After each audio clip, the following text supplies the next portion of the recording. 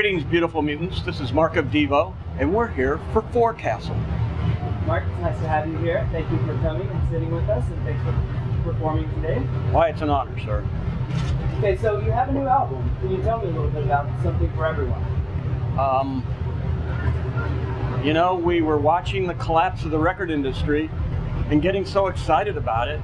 We just wanted to be part of it, finally sweeping the old business as usual out the door. So we decided to come join in. So that's why we're here. So how have you seen the devolution of music and the oversaturation of the music community? Well, see, I know you're calling it oversaturation. I happen to really be happy with the way things are going. When I was a kid, when I was your age, I'd go to the record store and I'd go down to the very end of the row and there'd be a bin that said other stuff. And then I'd find Captain Beefheart or Wildman Fisher or even Frank Zappa or Silver Apples or something, or a couple electronic records, and that'd be it. And now it's like, because of the internet, you can say, okay, I'm interested in Eskimo, clog dancing, hula, death metal. And you put all those 4 terms in a search, and you're going to find somebody that describes. And to me, that's really amazing. And I think it's maybe the best time to be in music since I've been alive. I think it's really a great time to be a kid. I wish I was 20 right now, because it'd be so much fun to just be starting in the music business, because it's all about to change in a really big way. And how about for bands getting into the industry? Do you think would it be? I think it would be very hard for them right now. Well, you know what? If you're getting into the music business because you want to be a rock star, you're probably 20 years, 30 years too late. But if you're getting in it because you're an artist and you're obsessed and you have a compulsion to do what you're doing, it's a really great time, because you can just pick up your phone or your go to your computer, and there's more power there than the Beatles had when they recorded their first couple albums.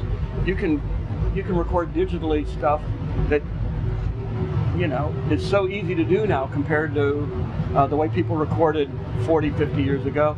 And you don't have to wait for a record company to say, okay, we're going to let you sell records. You know, you can just bypass that whole machine and get your own website and make your own YouTube videos and take off on your own. You don't need an industry to tell you you're allowed to make music anymore.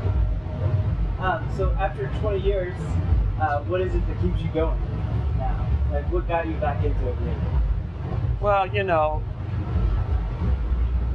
although there are maybe, I don't know, 500,000 bands out there, there's very few of them that are really talking about the important topics, and that is that we are devolving at a rate faster than imagined 30 years ago. I mean, in my most paranoid fantasies back in the 70s, you know, if we would have had a crystal ball and we would have been able to look at 2010 and we would have seen, you know, oil spewing out at the Gulf 24/7, you know, we were looking at people waiting in long lines to get on airplanes, we would have said, it's impossible. That can't be where it's going.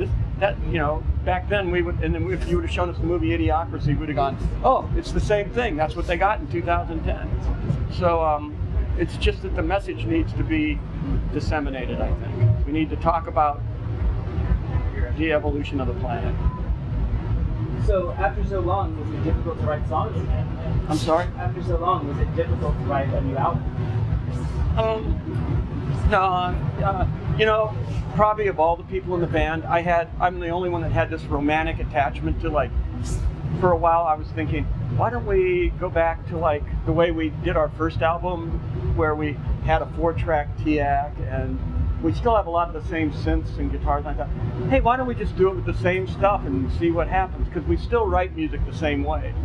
And but after I talked everybody into trying that a little bit, and it just seemed really disingenuous, because in reality, if you look at the history of DEVO, between our first album on Virgin and Warner's all the way through to the last one on Enigma,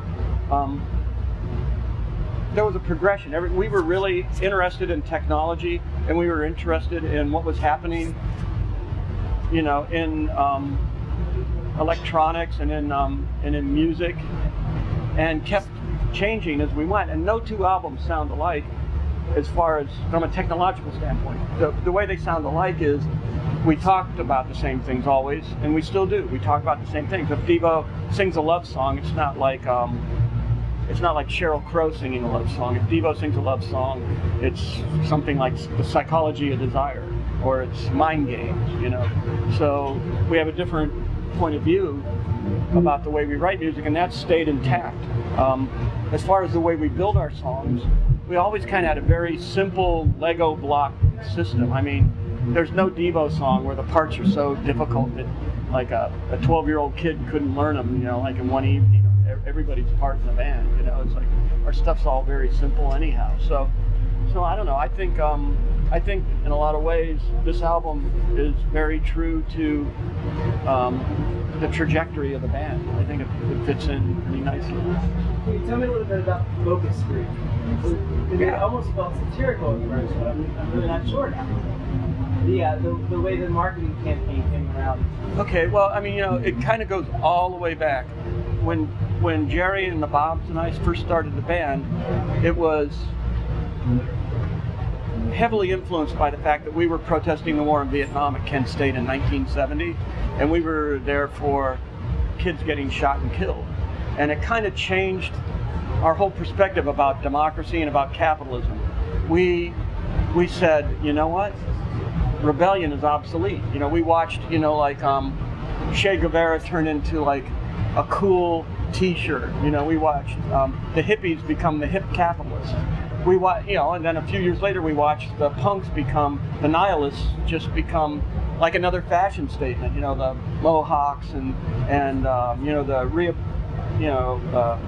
reusing Dada artwork again, you know, by the Sex Pistols. It just became like a fashion statement that was nullified. And we decided subversion was the only way to change things in this country and in a capitalistic country. And we looked around to see who did it best, and we decided Madison Avenue did it best. We looked at what they did, and they usually were for the wrong reasons. They usually were selling shit to people that they didn't need or shouldn't be buying. It was usually for conspicuous consumption. But we were impressed with the techniques of Madison Avenue, and we tried to absorb them through the years and use subversion and subliminal messages. And so hiring an ad agency to do our marketing for this record seemed very natural to us. And so the focus groups, yes, they're a little bit satirical and they're a little bit for real too. We changed the color of our domes because of a focus group color test. Thank you very much for your time. Thank you for participating in the festival. All right. Look forward to the show. Thanks a lot. Thank you so much. Thank you, Mark.